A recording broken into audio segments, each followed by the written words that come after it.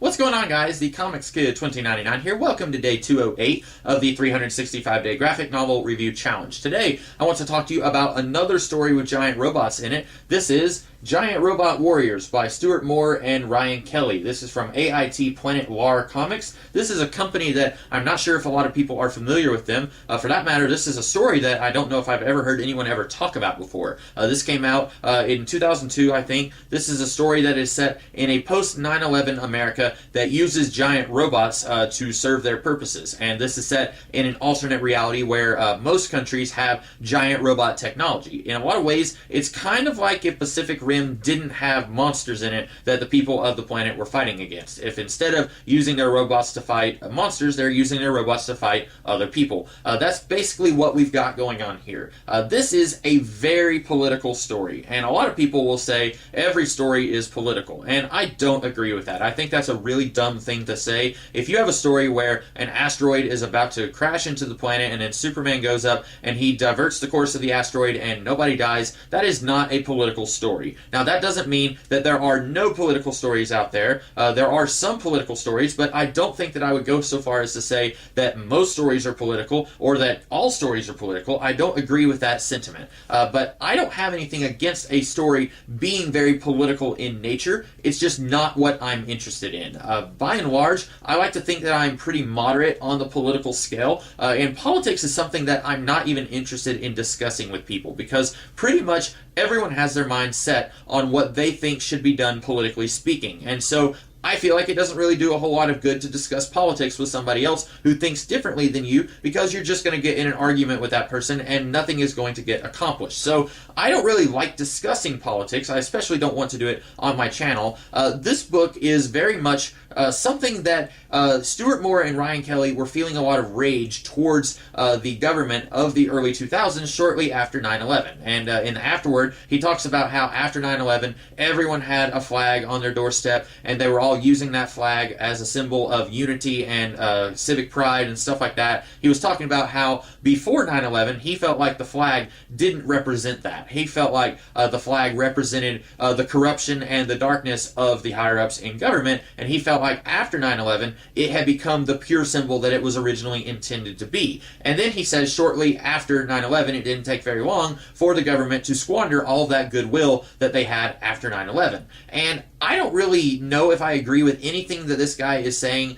He's talking about how in the Bush administration, it was the darkest years that this country had ever faced. I don't know if Moore and Kelly still agree with that. I don't have any idea what their political views are now. I'm assuming that they still feel very much the same now as they did back then. But a lot of this really doesn't feel like much of a story. It really feels like they're just taking 100 pages to poke fun at George W. Bush. And regardless of your political views, George W. Bush did say some silly things. At one point, he said, you don't have to be an A student to succeed in life. You could make Fs in school and still become the President of the United States. So George W. Bush did not need any help with people making him look like an idiot at times. And that is not a reflection on my political views. I was not of voting age either time that he was voted into office. I don't really have much of an opinion on the man other than quite often he would say some silly things that would make him look like an idiot.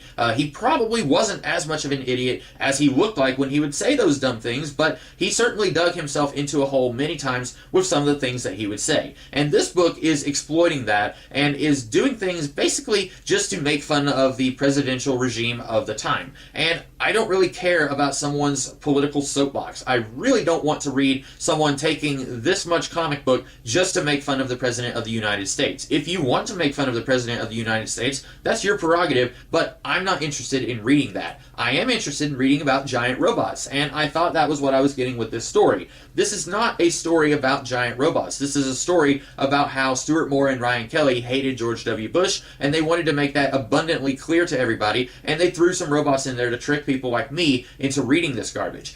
This is not something that I think is overly bad. It just doesn't have any place on my bookshelf. I don't really want to read someone's political screed against any president, whether they're on the far right or the far left. I don't want to read something like that. I would rather read a story like Pacific Rim, for example, and that's a movie that I really hated, but I would rather read a story about giant robots fighting giant monsters. That's something that I would actually be interested in reading, not how much someone thinks that George W. Bush was an idiot. Now, if you also think that George W. Bush was an idiot, maybe you'll enjoy this story. I don't know. I still don't think that there is much of a story here.